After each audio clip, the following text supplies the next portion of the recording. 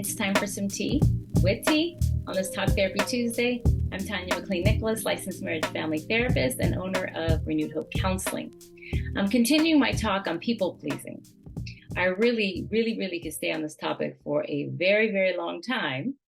But last week, I talked about how people pleasing can hurt you and cause unhealthy patterns in relationships. Well, today I'm going to unpack that just a little bit more by focusing on the attachment relationship with your caregiver or parent. Now, of course, there can be other contributing factors, but this is just where I decided to start today, okay? So go ahead and grab your tea or your coffee, whichever you prefer, and let's dig in. This desire to accommodate can be seen as being selfless and putting others' needs ahead of your own. But that behavior can be very self-destructive when it is to the extreme and it's without boundaries. If we examine the attachment relationship of an egocentric parent who's maybe consumed with how they feel and are perfectly fine as long as they have children who share similar feelings. But when that same child has feelings that are different and do not align with that parent, they will typically respond by either dismissing the child's feelings, punishing them, or shaming a child for having feelings that are different than theirs. So this could look like a child being afraid to attend the first day of school. And when they express their fear and anxiety to their parent, they're met with frustration and shame. Maybe that parent stating they're too big to be acting like this, or I'm disappointed you're letting other people scare you, or I didn't raise you to be afraid or a scary cat.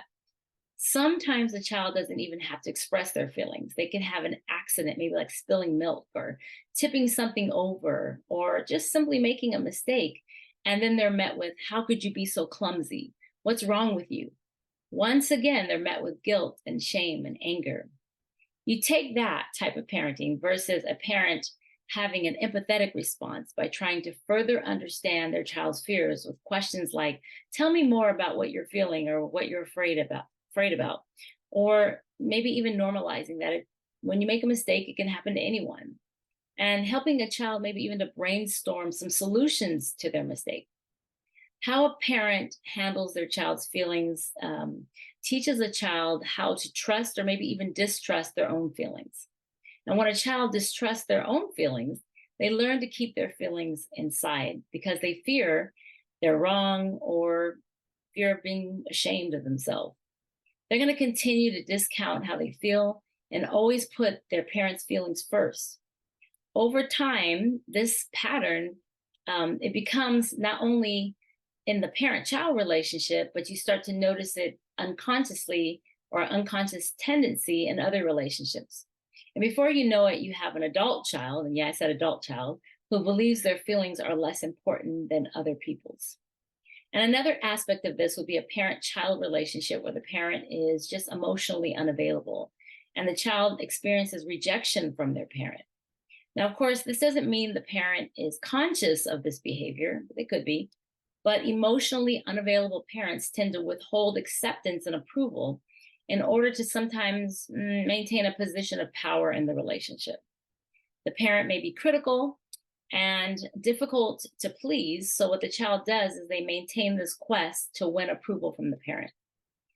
You will also find that parents like this tend to maybe flip-flop back and forth from being affectionate to maybe now being distant, idealizing that child to maybe devaluing that child. And then this starts what's called a cycle of the child trying not to disappoint the parent to now trying to be perfect in everything they do. This pattern will continue into adulthood. So you see how this pattern sets the stage for developing these core beliefs that I'm not good enough, I'm not worthy, I'm not even deserving. And once you become aware that these unhealthy core beliefs exist or the unhealthy behaviors attached to them in your relationships, you can start the healing journey at that point. People pleasers, they have to recognize their worth as a person. And this journey includes trying to figure out appropriate boundaries, especially in relationships where you're not being valued, you're not being appreciated, and you're possibly being taken for granted. So, as you begin a journey of people pleasing recovery, you have to begin by giving yourself permission to start prioritizing your needs. This can mean the need to cry, the need to express your feelings, the need to rest, the need to say you're scared, you're hurt, you're frustrated, or the need to just say, no, I don't want to. I don't want to do that. Um, I don't want to be treated like that. Now, I know this will be especially challenging for people who are highly sensitive to the needs of others, but you have to remember the importance of having healthy boundaries. Healthy boundaries allow you to take care of yourself before you start making a bunch of sacrifices for other people. Well, more to come. I'll elaborate more later, but that's it for today. I hope that you enjoyed your tea with tea on this Talk Therapy Tuesday. I'm Tanya McLean Nicholas, and I hope that you have a beautiful day.